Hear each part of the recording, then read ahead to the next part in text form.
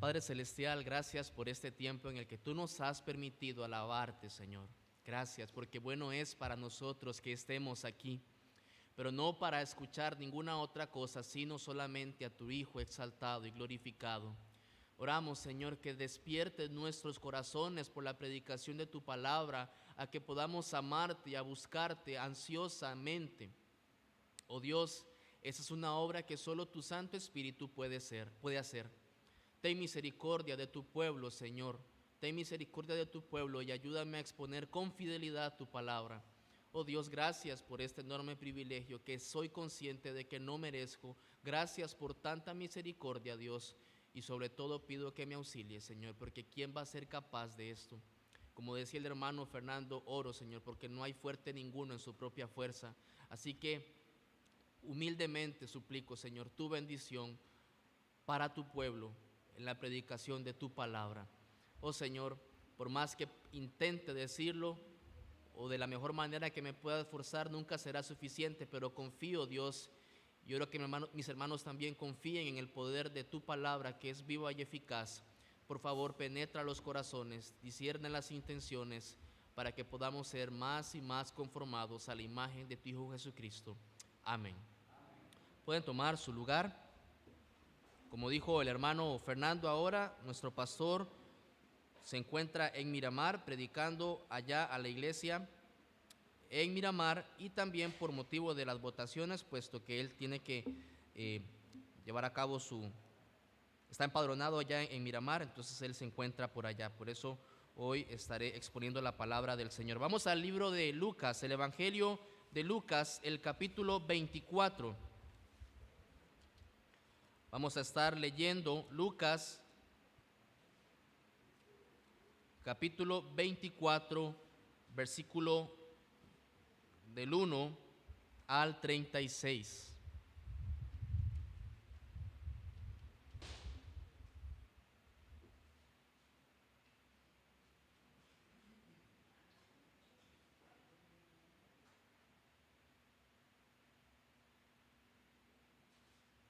Lucas 24, versículos del 1 al 36. Vamos a estar leyendo, si el Señor así lo permite, varios pasajes, pero no pierdan Lucas, va a ser el texto principal para esta mañana. Dice así la palabra de Dios. Lucas 24, versículo 1 dice: el primer día de la semana, muy de mañana, vinieron al sepulcro trayendo las especias aromáticas que habían preparado, y algunas otras mujeres con ellas. Y hallaron removida la piedra del sepulcro, y entrando no hallaron el cuerpo del Señor Jesús. Aconteció que estando ellas perplejas por esto, he aquí se pararon junto a ellas dos varones con vestiduras resplandecientes. Y como tuvieron temor y bajaron el rostro a tierra, les dijeron: ¿por qué buscáis entre los muertos al que vive? No está aquí, sino que ha resucitado. Acordaos de lo que os habló cuando aún estaba en Galilea, diciendo: es necesario que el Hijo del Hombre sea entregado en manos de hombres pecadores, y que sea crucificado y resucite al tercer día. Entonces ellas se acordaron de sus palabras, y volviendo del sepulcro dieron nuevas de todas estas cosas a los 11 y a todos los demás. Eran María Magdalena y Juana y María, madre de Jacobo, y las demás con ellas, quienes dijeron estas cosas a los apóstoles. Mas a ellos les parecían locura las palabras de ellas, y no las creían. Pero levantándose Pedro corrió al sepulcro, y cuando miró dentro vio los lienzos solos, y se fue a casa maravillándose de lo que había sucedido. Y he aquí, dos de ellos iban el mismo día a una aldea llamada Emaús, que estaba a 60 estadios de Jerusalén, e iban hablando entre sí de todas aquellas cosas que habían acontecido. Sucedió que mientras hablaban y discutían entre sí, Jesús mismo se acercó y caminaba con ellos. mas los ojos de ellos estaban velados para que no le conociesen. Y les dijo: ¿qué pláticas son estas que tenéis entre vosotros mientras camináis, y por qué estáis tristes? Y respondiendo uno de ellos, que se llamaba Cleofas, le dijo: ¿eres tú el único forastero en Jerusalén que no ha sabido las cosas que en ella han acontecido en estos días? Entonces él les dijo: ¿qué cosas? Y ellos le dijeron: de Jesús Nazareno, que fue un varón profeta, poderoso en obra y en palabra delante de Dios y de todo el pueblo, y cómo le entregaron los principales sacerdotes y nuestros gobernantes a sentencia de muerte y le crucificaron. Pero nosotros esperábamos que él era el que había de redimir a Israel. Y ahora, además de todo esto, hoy es ya el tercer día que esto ha acontecido. Aunque también nos han asombrado unas mujeres de entre nosotros, las que antes del día fueron al sepulcro, y como no hallaron su cuerpo, vinieron diciendo que también habían visto visión de ángeles, quienes dijeron que él vive. Y fueron algunos de los nuestros al sepulcro, y hallaron así como las mujeres habían dicho, pero a él no le vieron. Entonces les dijo: oh insensatos y tardos de corazón para creer todo lo que los profetas han dicho. ¿No era necesario que el Cristo padeciera estas cosas y entrara en su gloria? Y comenzando desde Moisés y siguiendo por todos los profetas, les declaraba en todas las escrituras lo que de él decían. Llegaron a la aldea a donde iban, y él hizo como que iba más lejos, mas ellos le obligaron a quedarse diciendo: quédate con nosotros, porque se hace tarde y el día ya ha declinado. Entró pues a quedarse con ellos. Y aconteció que estando sentado con ellos a la mesa, tomó el pan y lo bendijo, lo partió y les dio. Entonces les fueron abiertos los ojos y le reconocieron, mas él se desapareció de su vista. Y se decían el uno al otro: ¿no ardía nuestro corazón en nosotros mientras nos hablaba en el camino y cuando nos abría las escrituras? Y levantándose en la misma hora, volvieron a Jerusalén y hallaron a los 11 reunidos y a los que estaban con ellos, que decían: ha resucitado el Señor verdaderamente y ha aparecido a Simón. Entonces ellos contaban las cosas que les habían acontecido en el camino y cómo le habían reconocido al partir el pan. Mientras ellos aún hablaban estas cosas, Jesús se puso en medio de ellos y les dijo: paz a vosotros.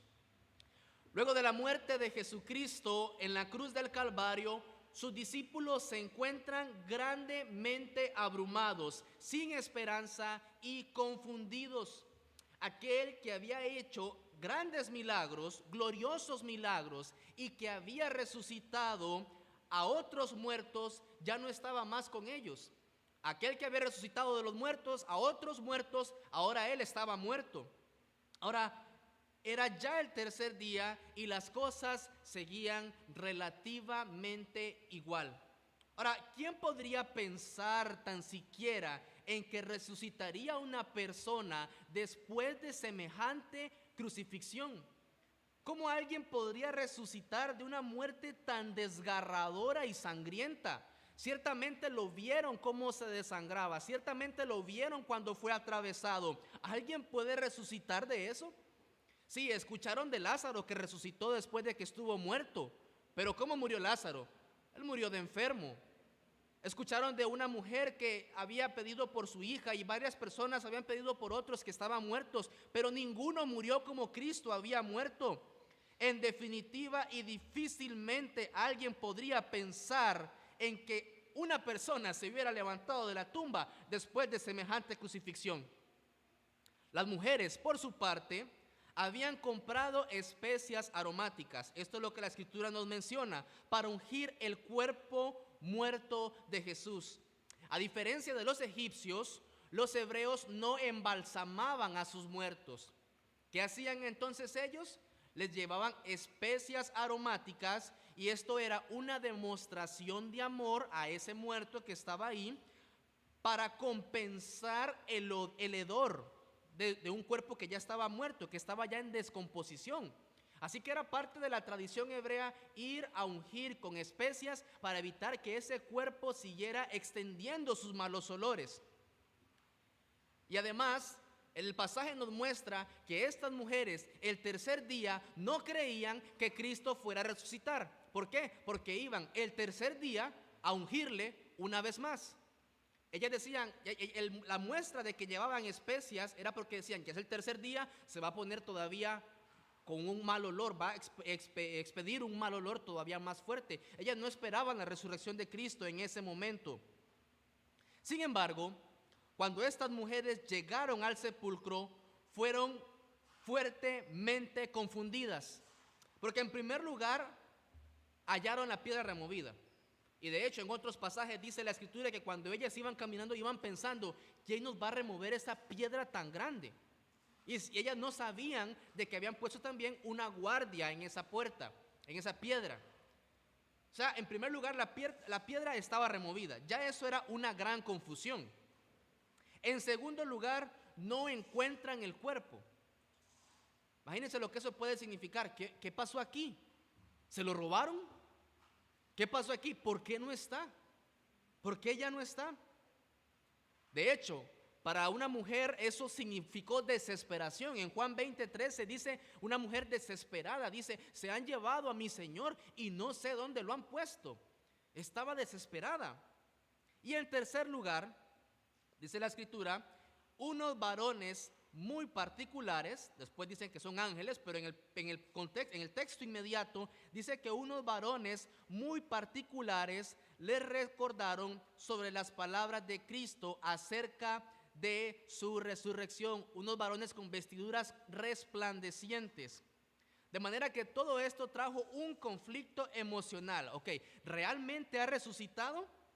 ¿O estamos alucinando? ¿Se robaron su cuerpo? ¿Qué fue lo que pasó aquí? ¿Qué está pasando aquí? Ahora, en prudencia y en emoción, estas mujeres fueron corriendo y les dijeron a los apóstoles, esto y esto fue lo que pasó. Esto y esto fue lo que pasó. ¿Y cómo les fue? Los apóstoles las tomaron con poca seriedad. Dijeron, vea, ustedes están alucinando, ustedes no están bien, las emociones les han jugado una trampa. Eso no puede pasar. Si nosotros lo vimos a él crucificado, ¿quién va a resucitarle? ¿Cómo se va a resucitar? Ahora, en la providencia del Señor, Pedro fue a confirmar si eso era cierto. Y Pedro fue y encontró tal y como las mujeres habían dicho. Ahora, bajo este escenario y en el contexto de esta confusión de pensamientos y sentimientos, es que dos discípulos que estaban con los apóstoles en el momento en que llegaron las mujeres a contarles todo, se fueron caminando con dirección a Emaús, un pueblo que estaba a unos 60 estadios. Esto podría significar que son unos 11 o 12 kilómetros de distancia actualmente. Y resulta ser que mientras iban caminando, empiezan a hablar sobre todo lo que está sucediendo. En esta mañana tengo 3 encabezados y quiero empezar con el primer encabezado. Es la incapacidad del hombre natural para comprender la gloria de Cristo en las Escrituras. Estos hombres estaban ahí abrumados, confundidos y deciden hablar. ¿Y qué mejor que hablar de lo que está pasando en el momento? Eran 11 kilómetros de camino. Ahora, eran 2 discípulos desconocidos los que iban de regreso. Estos 2 discípulos era muy probable que fuesen judíos peregrinos que habían ido a Jerusalén a cumplir los primeros ritos pascuales y que ahora estaban regresando a su pueblo. Recuerdan que la crucifixión de Cristo fue en el tiempo de la Pascua, en el momento de la Pascua. Entonces era un momento en el que había mucha peregrinación. Muchas personas de diferentes zonas de Israel llegaban a Jerusalén para tener el tiempo de la Pascua. Ahora, ellos deciden volverse. Ya terminó todo, cumplimos con nuestros ritos ceremoniales y vamos ahora hacia Emaús. Como lo dije hace un momento, a unos 11 o 12 kilómetros. En el camino estos discípulos iban realmente ansiosos y al mismo tiempo grandemente desalentados. Mientras ellos conversaban, dice la Escritura, que Jesús se acerca, pero ellos no lograron reconocer quién es la persona que se acercó a ellos. No reconocieron su voz, no reconocieron su apariencia física, no reconocieron ni su predicación, reconocieron. Simplemente no lo reconocieron. Y hay dos posibles razones, dos posiciones con respecto a la imposibilidad de estos discípulos para identificar que era Jesús el que estaba con ellos. La primera es que había una acción sobrenatural que impedía que ellos reconocieran a Jesús. Por eso el versículo dice que los ojos de ellos estaban velados y no podían reconocerle. O sea, había una acción sobrenatural de parte de Dios o de Cristo en ese momento que impidió que ellos reconocieran su voz y que reconocieran su apariencia física. Esa es una de las posiciones. La segunda posición es que los discípulos no creían que Jesús realmente estuviera vivo y por lo tanto su presencia como compañero de viaje era la última cosa que ellos podrían esperar en ese momento. Ellos todavía no estaban convencidos de las palabras de las mujeres acerca de la resurrección. Ellos todavía venían dudando, no estaban seguros, no sabían si realmente era cierto o no. Y por eso ellos, cuando Jesús se para a la par de ellos y les habla, dicen, no, ni por la mente se imaginaban que era Cristo. Ahora, cualquiera que sea la razón, estos discípulos estaban viendo y no entendían. Y cuando Cristo se acerca y les pregunta sobre lo que hablaban, ellos sin darse cuenta, hermanos, y esto es súper importante, ellos estaban hablando el evangelio. ¿Y qué era lo que estaban hablando? Dice, lo que las escrituras decían acerca del Mesías, dice en el versículo 19, dice, de Jesús Nazareno. ¿Y quién era Jesús Nazareno? Dice que fue varón profeta, poderoso en obra y en palabra delante de Dios y de todo el pueblo. Bueno, quiero introducirle, compañero de viaje, esto es lo que nosotros venimos hablando. De Jesús, un hombre prominente, un hombre que Dios había escogido, poderoso en palabras y en obras. Recuerde lo que decía la Escritura, lo que dice la Escritura acerca de él. Dice que le veían que cuando él predicaba, lo escuchaban porque tenía autoridad sobre lo que predicaba, no como los fariseos o los escribas. Ahora, tuvo un fatídico desenlace. Dice, y cómo le entregaron los principales sacerdotes y nuestros gobernantes a sentencia de muerte y le crucificaron. Eso es lo que ellos estaban hablando también. Era un hombre poderoso, era un hombre que Dios había escogido, definitivamente era un hombre de Dios, pero lo mataron, lo entregaron a muerte. Y ahora también hay una dudosa esperanza en el versículo 22 al 24, dicen ellos así, aunque también nos han asombrado unas mujeres de entre nosotros, las que antes del día fueron al sepulcro. Y como no hallaron su cuerpo, vinieron diciendo que también habían visto visión de los ángeles, quienes dijeron que él vive, y fueron algunos de los nuestros al sepulcro y hallaron así como las mujeres habían dicho, pero a él no le vieron. Mira, hay una dudosa esperanza, compañero de viaje. Parece ser que resucitó, pero a él no lo vieron. Es lo que están diciendo. Parece que él resucitó, pero a él no lo vieron. Hermanos, si vamos al libro de los Hechos, no vamos al libro de los Hechos ahorita, pero si leemos los Hechos, vamos a darnos cuenta de que esto es el evangelio. Cristo, un hombre enviado de Dios, el hombre enviado de Dios, el Cordero de Dios, que murió en una cruz por nuestros pecados y resucitó. Ellos estaban predicando el evangelio, aunque ciertamente en la última parte no estaban todavía seguros, pero ellos estaban predicando el evangelio, estaban predicando las escrituras. Y luego Cristo viene y les hace una fuerte exhortación y les dice lo siguiente en el versículo 25, oh insensatos y tardos de corazón para creer todo lo que los profetas han dicho. ¿No era necesario que el Cristo padeciera estas cosas y entrara en su gloria? Nuestro Señor Jesús les reprochó la debilidad de su fe en las Escrituras en el Antiguo Testamento. Su incapacidad para no su incapacidad para no aceptar las predicciones de las Escrituras sobre el sufrimiento del Mesías y la gloria subsiguiente no es atribuible a la ambigüedad de la Biblia. No era por eso que ellos no podían ver. No era que la Biblia estaba siendo muy complicada, no era que la Escritura estaba siendo muy difícil, no era que el Antiguo Testamento estaba usando palabras muy extrañas que ellos nunca habían entendido ni leído. No era por eso que no entendían. Ellos no estaban entendiendo por una ceguera espiritual que estaban teniendo en ese momento. Por eso veían y no entendían. Por eso escuchaban y no comprendían. El mensaje de toda la Escritura, y ellos lo que tenían en ese momento era el Antiguo Testamento, el mensaje de toda la Escritura es el sufrimiento y la gloria de Cristo, pero aún así los discípulos de Jesús son tardos de corazón para reconocer y para creer. Hermanos, el hombre natural no puede percibir las cosas que son del Espíritu porque se han de discernir espiritualmente y para él son locura. Esto era lo que estaba pasando para ellos en ese momento. Estaban intentando discernir las cosas espirituales de una manera natural. Y el Señor Jesús les reprende fuertemente y les exhorta. Y esto es lo que nos lleva al segundo encabezado en esta mañana, y es la gloriosa revelación de Cristo en todas las Escrituras. En todas las Escrituras.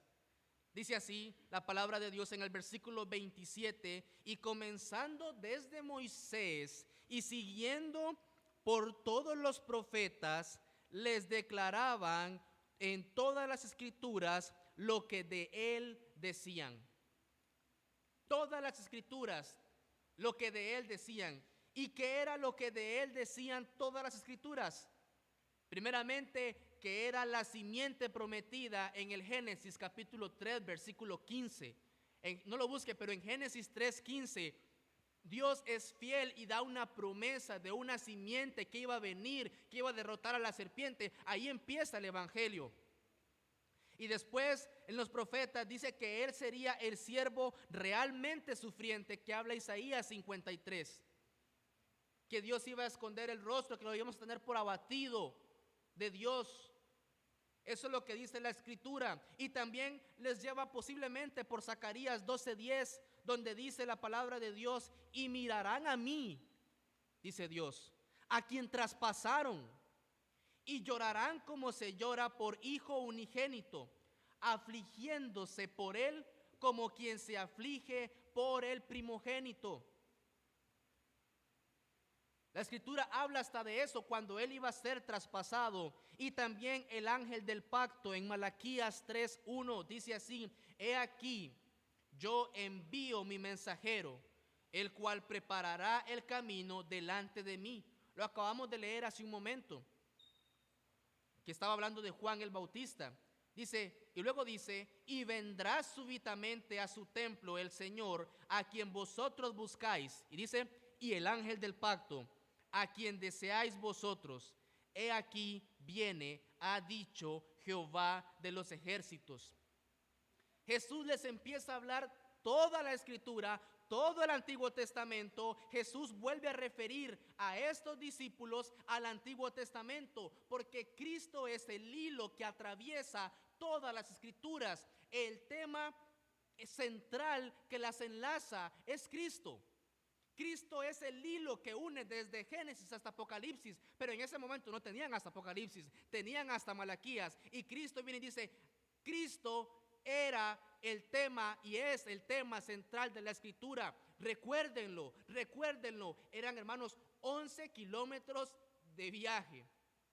Y en esos 11 kilómetros de viaje, yo no me imagino qué pudo haber hablado en ese momento y en ese tiempo, pero el tiempo era suficiente para que Cristo les hablara toda la Escritura. Toda la Escritura. Veamos el deseo que tenía Jesús de que sus discípulos se centraran en la Escritura. Hermanos, él pudo haber omitido este paso y simplemente revelarse a ellos. Pero Jesús ama la Biblia y quiere que su pueblo lo vea a Él. La palabra viva en la palabra escrita. Pese a que las escrituras tienen revelaciones importantes acerca de todo tipo de asuntos, su propósito principal es el de revelar a Dios en el rostro de Jesucristo.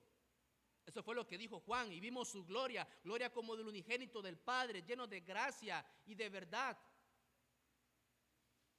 La Biblia habla de muchos temas, pero el tema principal es Cristo. Y Cristo quería que los discípulos recordaran eso. Él pudo haberse manifestado. Es más, en el momento en el que se acerca, ¿de qué hablan ustedes? De uno que aparentemente ha resucitado. Sí, aquí estoy, soy yo. Pero no lo hizo así. No lo hizo así. Los llevó a que vieran la Escritura y que recordaran la Escritura. Jesús quiso llevarlos a la Escritura, a todo lo que de Él se decía. Ahora, en el versículo 28 y 29, dice que llegaron a donde iban, a Emaús. Y Jesús hizo como que iba más lejos. Ahora, mi pregunta es, ¿iba Jesús más lejos? No, no iba más lejos, quería estar con ellos. Pero dice la Biblia que Él hizo como que iba más lejos. Ahora ellos le dicen, quédese con nosotros. Le obligaron a quedarse. Hermanos, todo eso es providencial. Todo eso es providencial. Ellos le obligan a quedarse. Para este momento, posiblemente, los discípulos están tan fuertemente conmocionados de todo lo que Jesús había dicho en las Escrituras, que dejar ir a tal predicador, mire, no era una buena idea. Mejor que se quede aquí, que nos siga hablando más de Cristo, como cantábamos hace un momento. Y Cristo posiblemente también quería ser detenido. Ciertamente Cristo había despertado en el corazón de sus compañeros de viaje un anhelo que no podría ser acallado fácilmente. Ellos querían seguir oyendo y escuchando más de Cristo. Ahora vea lo que pasa en el versículo 30 del libro de Lucas 24. Lucas 24, versículo 30. Y aconteció que estando con ellos a la mesa, tomó el pan y lo bendijo, lo partió y les dio. La expresión tomó el pan y lo bendijo y les dio tiene dos posibles interpretaciones, o por lo menos hay dos posiciones también. Algunos sugieren que es el rito natural, ordinario de tomar el pan y bendecirlo en la comida, hecho como invitado de honor, como cuando lo invitan a comer y dicen, hermano, ore por los alimentos, usted que está invitado, ore por los alimentos. Algunos piensan que se trataba de eso. Otros sugieren que corresponde a la ceremonia de la Santa Cena y que Lucas, como escritor de este evangelio, quería que sus lectores gentiles identificaran que para los dos discípulos de Emaús no bastaba con que Jesús estuviera allí, no bastaba que Jesús estuviera allí, sino que también debían reconocerle. ¿Y cómo lo iban a reconocer? En ese acto ceremonial de la Santa Cena. Y en esta fracción de segundo, cuando lo reconocen, cuando sus ojos son abiertos, cuando pueden ver a Jesús realmente y entenderlo, cuando despertaron de esta ceguera espiritual, ¿qué pasa? Desaparece de su vista, ya no está más ahí. Este fue el momento escogido por Cristo para revelarse a sus discípulos. Y ahora dicen ellos, los dos discípulos sobreacogidos de gozo, ahora se cuentan mutuamente cómo ardía su corazón. Dice la palabra de Dios en el versículo 32, después de que se dieron cuenta que era Cristo, dice, ¿no ardía nuestro corazón en nosotros mientras nos hablaba en el camino y cuando nos abría las Escrituras? El corazón de ellos se encendía dentro de ellos al oír su conversación y su exposición de las Escrituras. ¿Quién mejor que Cristo para hablar de Cristo en las Escrituras que Dios su Padre había escrito o había enviado? ¿Quién mejor que Cristo? Y ellos dicen, nuestro corazón ardía. Ay, con razón, esto explica todo. No entendíamos el calor de luz, el amor, la gloria espontáneos que arrebataban nuestro corazón, pero ahora entendemos, era Cristo en la Biblia. Y Cristo mismo nos estaba hablando de su palabra. Con razón tenía sentido, con razón esos 11 kilómetros se me hicieron cortos. Ahora, ¿qué pasó después de que la gloria de Dios se revela en estos hombres sencillos y naturales? ¿Qué van a hacer? Bueno, esperemos a mañana y mañana nos regresamos porque ya es tarde. No, hermanos, no. Dice la Biblia que ellos no pueden descansar. ¿Cómo podrían? Tienen que volver enseguida a Jerusalén. Note que eran 11 kilómetros de regreso, pero ellos dicen, vamos enseguida a Jerusalén a contar todo lo que nos está pasando, todo lo que estamos viendo. Y levantándose, dice en el versículo 33, en la misma hora volvieron a Jerusalén. ¿Y qué es lo que encuentran? Hallan a los 11 apóstoles, pero antes de que tuvieran ocasión de contar su historia, son saludados con la noticia conmovedora: ha resucitado el Señor. Es que les venimos a contar que ha resucitado el Señor. Es lo que les dicen a ellos. Verdaderamente resucitó. Ya apareció a Simón. Aquellas mujeres no lo vieron, pero Simón sí, ya lo vio. Hermanos, qué inteligencia más afectuosa y preciosa es esta. El único de los primeros 11 a quien apareció el Señor solo fue a Pedro, a quien le había negado tan vergonzosamente. Y después de esto, los dos de Emaús ahora relatan lo que les había acontecido, y mientras cuentan las historias en común de las apariciones de su Señor, versículo 36, Él mismo se presenta entre ellos. Mientras ellos aún hablaban estas cosas, Jesús se puso en medio de ellos y les dijo: paz a vosotros. Qué aliento para aquellos discípulos tristes que estaban dudando, pero que eran fieles de corazón al Señor.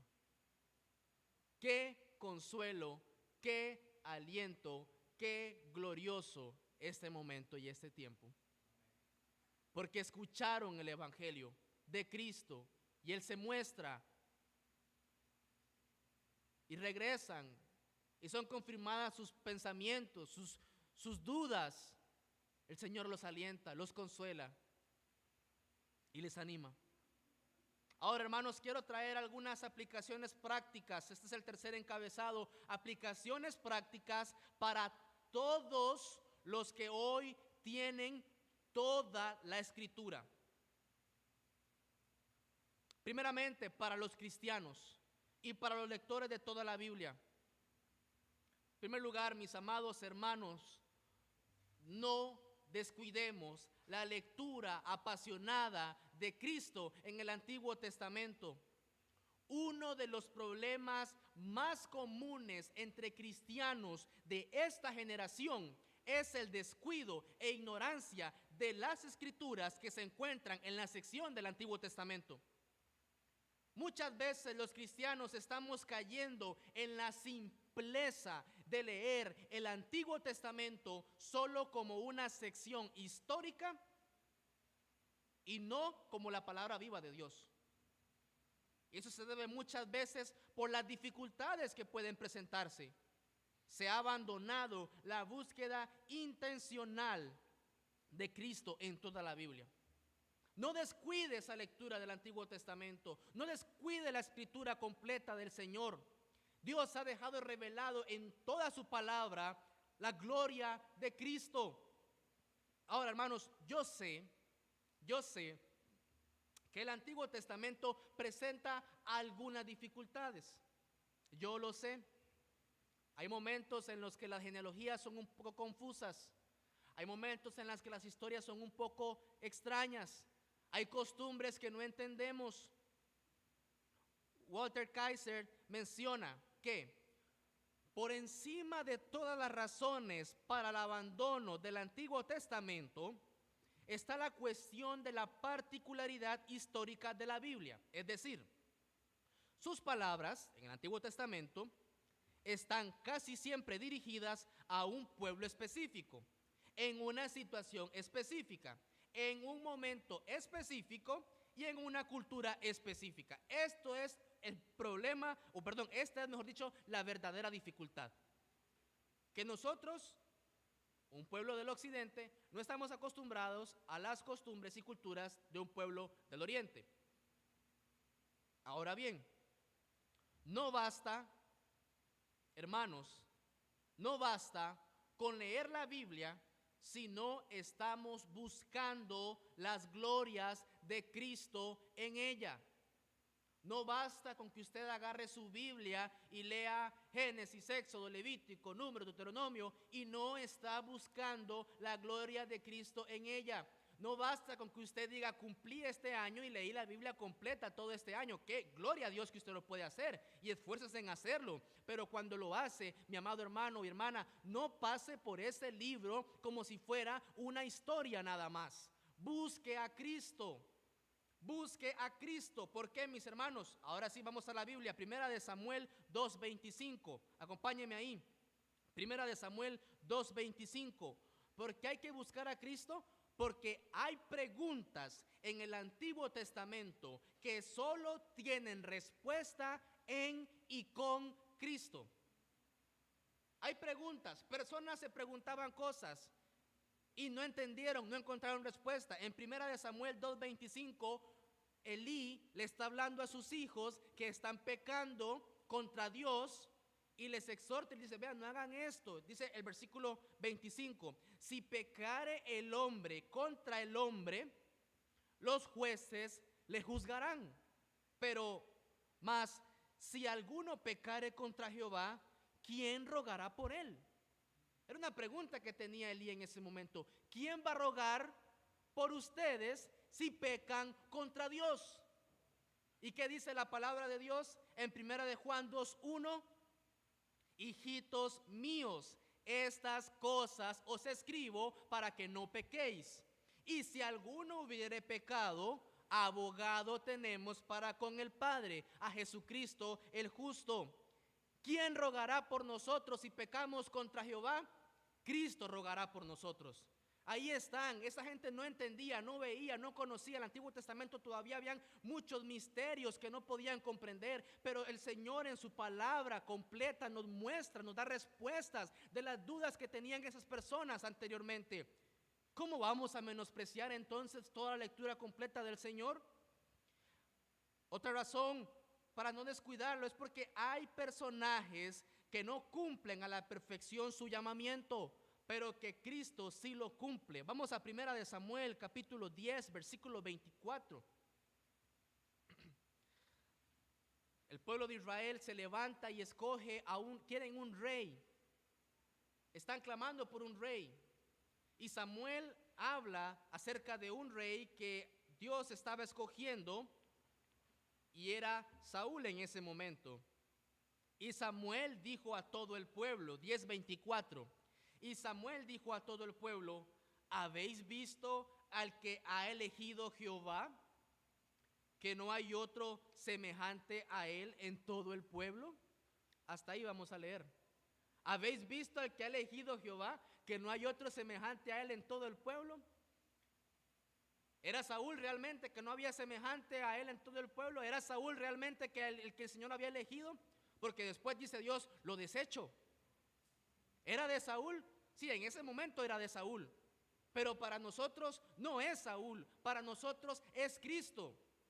Es Cristo y solo Cristo. Como dijo Juan, he aquí el Cordero de Dios que quita el pecado del mundo. A ese ha elegido Jehová. ¿Han visto ustedes al que ha elegido Jehová? Que no hay ninguno como él en todo el pueblo. Saúl se quedó corto. Mis amados hermanos, Saúl se quedó corto y más bien posiblemente después uno ve que Saúl hacía cosas muy extrañas y por dicha no había otro semejante a él en todo el pueblo. Pero en Cristo, solamente en Cristo, ¿recuerdan cuando él se transfiguró delante de esos discípulos a quien él había llevado? Que Pedro se emociona porque estaba también Elías y Moisés y dice, Bueno es para nosotros que estemos aquí, hagamos 3 enramadas, una para Moisés, otra para Elías, otra para... Y Dios automáticamente lo frena y le dice, este es mi Hijo amado en quien tengo complacencia, a Él oíd. Él es la revelación completa de la palabra de Dios. No lo busque, pero Cantares 5:11 dice, aquel que es señalado entre 10,000. ¿Ha leído usted Hebreos 11? Cuando dice la famosa porción de la escritura donde habla acerca de los héroes de la fe, y habla de Abel, habla de Enoc, habla de Moisés, dice de Sansón, de Barak, de Jefté. Tiempo me faltaría, dice el escritor, pero en el versículo 12 dice, puestos los ojos en Jesús, el autor de la fe de ellos y el consumador de la fe de ellos. Es a Cristo a quien hay que ver en el Antiguo Testamento, mis amados hermanos. Hay eventos y tiempos en la historia de Israel que fueron solo momentáneos, pero que en Cristo son perdurables. Busque Primera de Reyes, capítulo 10, versículos 24 al 25. Veamos la gloria del reinado de Salomón. Ciertamente la época dorada de Israel. Dice la Biblia que fue un tiempo en el que la plata ni siquiera valía, todo era oro. Lo más importante ahí era el oro. Y dice así, Primera de Reyes 10, 24, 25. Dice la palabra de Dios, toda la tierra procuraba ver la cara de Salomón para oír la sabiduría que Dios había puesto en su corazón. Y todos le llevaban cada año sus presentes, alhajas de oro y de plata, vestidos, armas, especies aromáticas, caballos y mulos. Ve cómo todo el mundo deseaba ver a Salomón, todo el mundo venía desde muy lejos a ver a Salomón. La gloria de Salomón fue algo increíble, terrenalmente hablando, pero no es ni la sombra de lo que es la gloria de Cristo. En Mateo 12:42 dice, la reina del sur se levantará en el juicio con esta generación y la condenará, porque ella vino de los fines de la tierra para oír la sabiduría de Salomón. Y he aquí, más que Salomón en este lugar. Usted puede leer esta historia de Reyes y decir, qué increíble, pero automáticamente usted y yo tenemos que recordar que más que Salomón es Cristo. Más que toda la gloria que había en ese momento era Cristo. ¿Qué dijeron los magos, los reyes magos? Dice, desde el oriente venimos porque hemos visto su estrella y estamos aquí para adorar a Él, para buscarlo a Él, para exaltarlo. Su estrella hemos visto en el oriente y hemos venido para adorarle. Más que cualquier cosa, hay eventos que son una sombra de lo que realmente es Cristo y su gloria.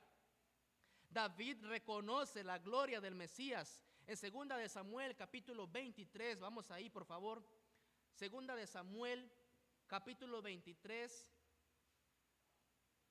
3 al 5.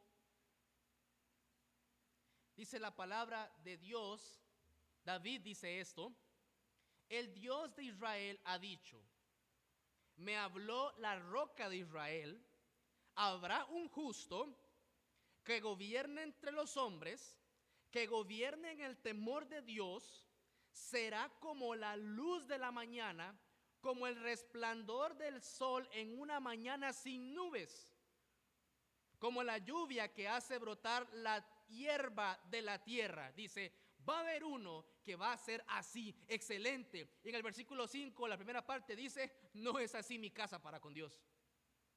No es así mi casa para con Dios.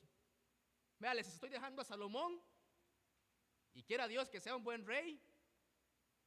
Dios ha hecho un pacto, me dijo que iba a firmar mi reino, pero no es mi casa así.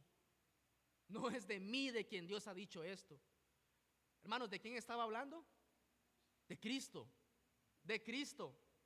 Aquel que iba a gobernar con justicia entre los hombres, que va a gobernar y que gobierna en el temor de Dios, que será como la luz de la mañana, como el resplandor del sol en una mañana sin nubes, como la lluvia que hace brotar la hierba de la tierra. Este es Cristo y solo Cristo nada más, hermanos. Y está en el Antiguo Testamento lo que Cristo vino a recordarles a esos dos que iban a Emaús.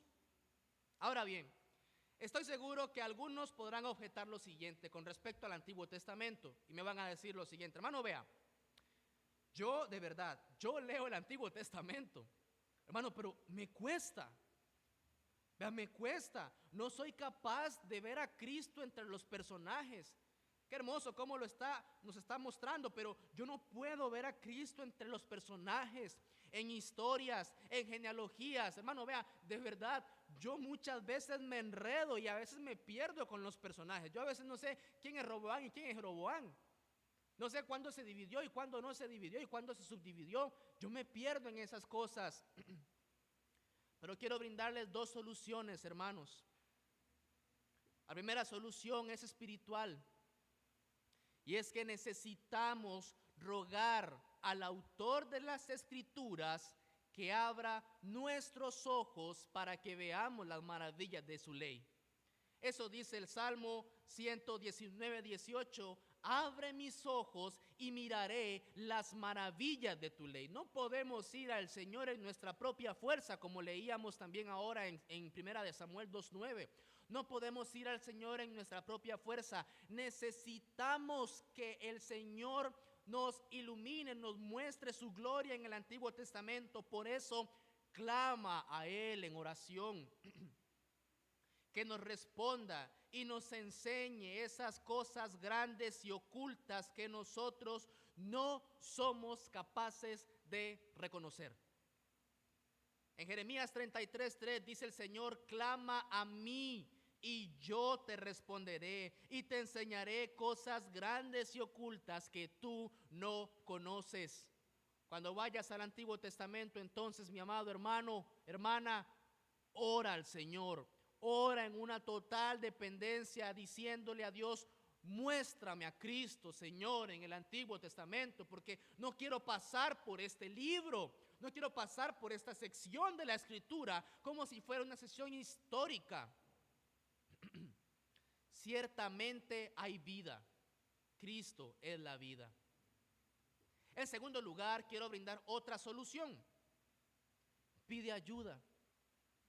Amado hermano y hermana, pide ayuda y busca hermanos que te ayuden, que te expliquen, que te auxilien.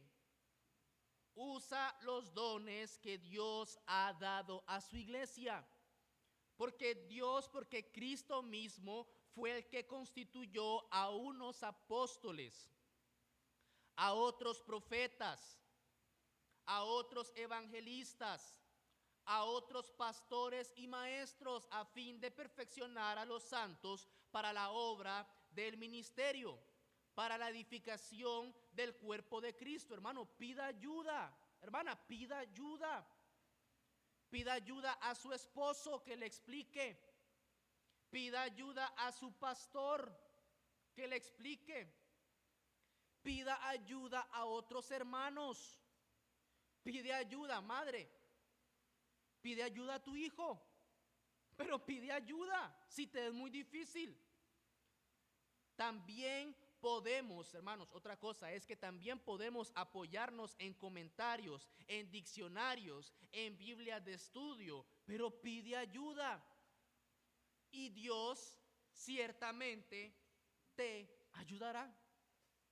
Dios te ayudará. Hermanos, estamos en una época y en una generación donde el desconocimiento no es válido. Tenemos libros, tenemos comentarios, tenemos Biblias comentadas, tenemos pastores, tenemos maestros, tenemos hermanos, tenemos seminarios, tenemos institutos. Pide ayuda. Pide ayuda. Pero busca a Cristo en la Biblia. Busca a Cristo. Otro aspecto importante para los cristianos que quiero aplicar es: observemos los beneficios de las palabras de Cristo. Observe los beneficios de mirar a Cristo en el Antiguo Testamento. La luz salvadora de Cristo a través de la Escritura, mi amado hermano y hermana, no solo informa la mente, sino que aviva el afecto hacia Dios. Aviva el afecto hacia Dios como despertó el corazón de estos dos hombres dudosos. Mira la Escritura para que tu corazón despierte hacia Dios y le ames y arda por Cristo, por Dios, por su palabra. Aquellos hombres que caminaban hacia Maús sin aliento, sin esperanza, luego de ver y escuchar lo que de Cristo se decía en las Escrituras, tuvieron ánimo y ardor para regresar de donde habían salido. Es Cristo y su palabra lo único que necesitamos para volver a caminar con gozo por la senda estrecha y angosta. Ligera es mi carga, dijo Cristo. Mi yugo es fácil y ligera mi carga.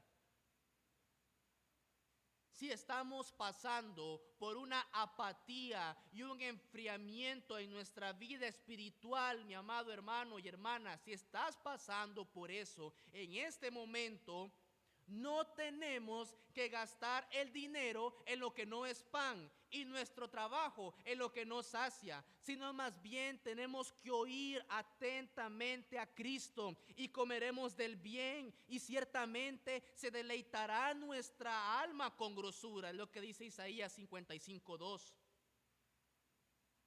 Hermanos, dedicarse a buscar satisfacción y completo deleite en la familia, en el trabajo, en los negocios, en proyectos, en la política o en cualquier otra cosa, siempre nos llevará al mismo resultado. ¿Cuál es? Todo es vanidad. Siempre vamos a llegar a eso. Si usted quiere sentirse completo, realizado, feliz, gozoso en medio de su peregrinaje cristiano, tenemos que ir a Cristo. Necesitamos a Cristo. Cristo nos dará descanso. Pero si buscamos deleite y satisfacción y ánimo y un despierto espiritual, no sé, tengo algo ahí, no sé qué es, pero si lo buscas en las cosas de esta tierra, todo es vanidad. Todo es vanidad, poner la mira en las cosas de arriba. ¿Dónde está quién? Cristo. Cristo nos ha dicho que vayamos a Él, todos los que estamos trabajados y cargados, y Él nos hará descansar. Y Él nos hará descansar. Mira su palabra con gozo, con anhelo, con un deseo y una ansiedad por ver a Cristo solamente. Quiero decir también algo para aquellos que dudan. Para aquellos que dudan, hay algunos que pueden estar dudando en este momento, pero que sea por medio del Espíritu Santo que lleguen al convencimiento de lo que voy a decir a continuación. Mi amado amigo, amiga, hermano, hermana que nos estás visitando en esta iglesia, escucha esto: no es bueno, ni es sano estar en una iglesia donde Cristo no está siendo continuamente predicado. No es bueno ir a una iglesia solo porque ahí nos sentimos bien. No es bueno y no es sabio ir a una iglesia solo porque las personas ahí me tratan bien. No es bueno que domingo tras domingo, sermón tras sermón, estando en una iglesia, salgas diciendo: se han llevado a mi Señor y no sé dónde lo han puesto. No es bueno que vayas a una iglesia solo porque te sientes bien, o porque te agrada la gente, o porque te trata bien. Tienes que ir a una iglesia donde Cristo está siendo predicado fielmente, su palabra, domingo tras domingo. Y te voy a decir y quiero explicar por qué no es bueno. Porque si hemos sido salvados por Cristo, ¿cómo seremos semejantes a Él si escasamente estamos siendo expuestos a lo que Él es? Si el Señor te ha salvado y vas a una iglesia porque te sientes bien, pero no predican a Cristo, ¿cómo vas a ser conformado a la imagen y semejanza de Él? ¿Cómo? El no ser continuamente expuestos a la gloria de Cristo hará que perdamos de vista uno de los claros propósitos de la salvación. ¿Cuál es? Nuestra santificación. Que seamos conformados a la imagen de Cristo. Si tu interés no es santificarte, puedes seguir ahí. Pero si tu interés realmente y tu deseo es ser conformado a la imagen de Cristo, no puedes estar en una iglesia donde Cristo no es continuamente predicado. ¿Por qué? Porque Él es la vid y nosotros los pámpanos, y necesitamos permanecer en Él y Él en nosotros para que llevemos mucho fruto, porque separados de Él nada podemos hacer. Necesitas estar con Cristo y en Cristo. ¿Por qué no puedes estar en una iglesia así? Porque en Él, en Cristo, vivimos y nos movemos y somos. Por lo tanto, mi amado hermano o amiga o amigo, debemos buscar una iglesia lo más cerca de Cristo y su palabra, no lo más cerca de mí y mis emociones o intereses. Y quiero también hablar a aquellos que leen y no creen. Quiero hablar también a aquellos que leen y no creen. Con temor voy a decir lo siguiente.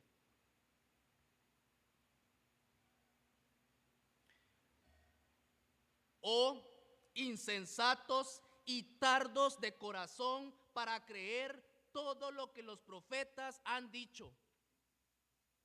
Insensatos, tardos de corazón para arrepentirse, porque domingo tras domingo la palabra está siendo predicado y no se arrepienten de sus pecados. Insensatos, insensatos, porque el Antiguo Testamento habló de Cristo y se cumplió. Las palabras de Cristo se cumplen y su venida y su juicio también se cumplirá. Insensatos y tardos de corazón para arrepentirse. ¿Cómo puede ser posible que domingo tras domingo escuchan las palabras de Cristo, escuchan a Cristo y no se vuelven de sus malos caminos y de sus pecados y de su necio corazón? ¿Qué insensatez más grande es esta? ¿Qué insensatez es que te digan, mira, allá hay un hueco, no pases por ahí, y tú abiertamente decidas pasar por ahí sabiendo que hay una ruina, un castigo, un sufrimiento? Dice la Escritura que el sabio ve el mal y se esconde, mas los insensatos pasan y reciben el daño. Domingo a domingo está siendo predicada la palabra, está siendo predicado Cristo y aún no te arrepientes. Aún no te arrepientes. Aún sigues con esa ceguera espiritual que no puedes ver a Cristo. Aún sigues sin ver tu condición perdida y pecaminosa. Vas para el infierno y viendo no ves, entendiendo no entiendes. Qué insensatez, mi amado. Qué insensatez. Y no es el deseo del corazón de cada predicador que domingo tras domingo salgas como que si nada hubiera pasado. No es ese el deseo del predicador ni de la palabra de Dios. El deseo de la palabra de Dios es el que tiene oídos para oír, que oiga la palabra de Dios. El Señor ha dejado clara su condición. El que cree en Él no es condenado, pero el que no cree ya ha sido condenado porque no ha creído en el nombre del unigénito Hijo de Dios. No creer en las palabras de Cristo es no creer a Dios y a quien Él ha enviado para salvación de las almas. Escudriñen las Escrituras si aún tienen dificultades. Escudriñen las Escrituras si aún les cuesta. Escudriñen las Escrituras si aún no están viendo su condición de perdición. Niños, escuchen, eso es para ustedes, niños. Sus padres en el culto familiar, en los devocionales, se están esforzando para que ustedes vean a Cristo y se arrepientan de sus pecados. Sí, niños, les hablo a ustedes. Préstenme atención. Arrepiéntanse de sus pecados, porque son pecadores, porque son desobedientes a sus padres. Esta es la condición de los hombres en los postreros días.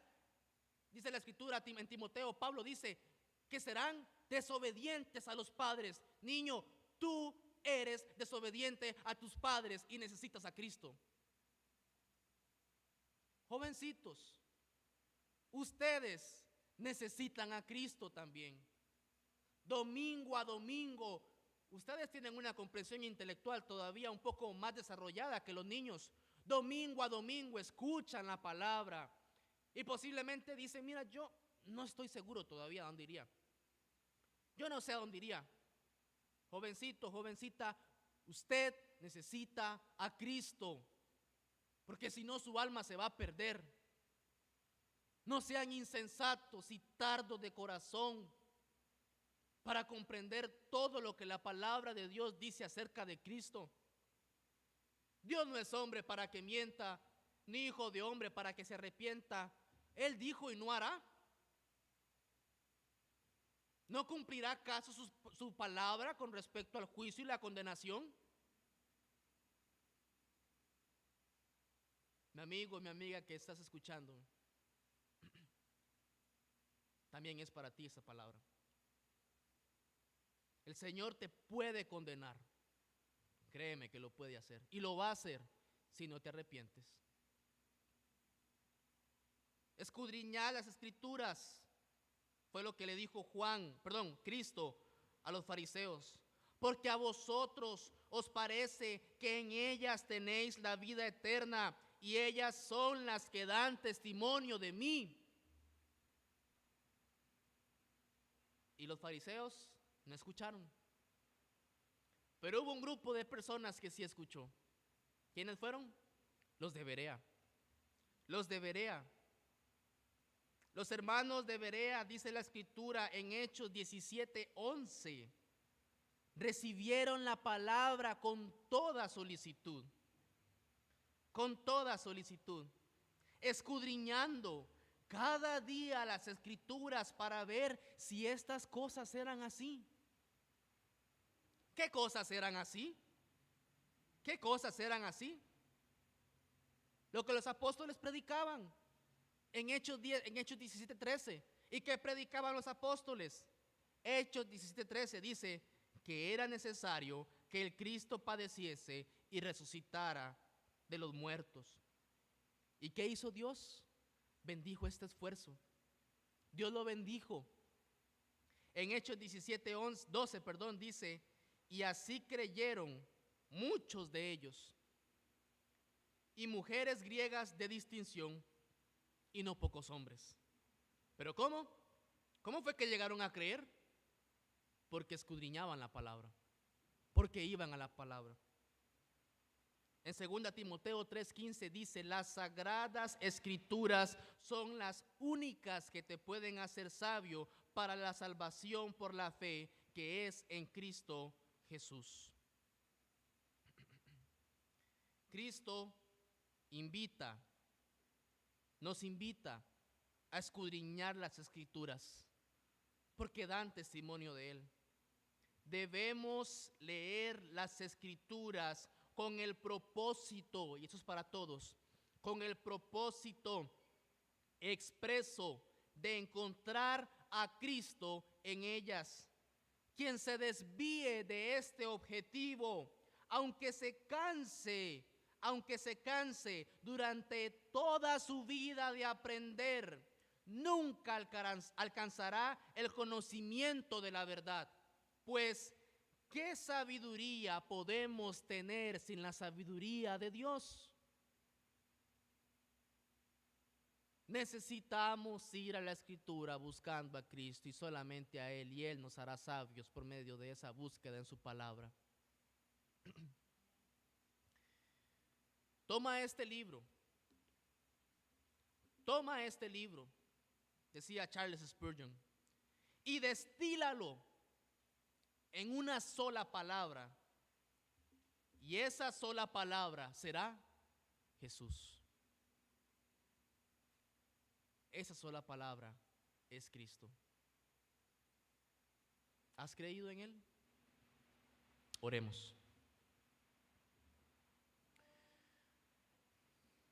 Dios eterno, aviva nuestro corazón. Te lo ruego, Señor. Aviva nuestro corazón, que sea una búsqueda incansable e incesante de Cristo cada vez que leamos tu palabra. Somos hombres débiles, incapaces en nuestra propia fuerza y en nuestra propia condición pecaminosa. Nunca interpretaremos la Escritura plenamente por causa de nuestro pecado, pero nos has dejado a tu Espíritu Santo, que nos recuerda todas estas cosas. Nos has dado hermanos, nos has dado a Cristo. Aviva esa obra en nuestro corazón de ir a la Escritura con ansiedad por conocerte más y entenderte más. Trae las almas al arrepentimiento, Señor, y de que vean a Cristo, que dejen la insensatez y la dureza de su corazón para que se vuelvan a Él, porque toda su palabra es verdad. Y Señor, aquellos que están dudando, convéncelos, oh Padre, convéncelos a que pongan toda su esperanza en Cristo y no en ninguna otra cosa. Gracias, Señor, por tu palabra. Ayúdanos a ser hacedores de tu palabra y no oidores olvidadizos. Oh Jehová, que oigamos tu palabra y temamos, y que si hemos oído hoy tu voz, no endurezcamos nuestros corazones. Esa es una obra que solo el Espíritu Santo puede hacer. Confiamos en eso, Señor, porque en Cristo Jesús lo pedimos y damos gracias. Amén.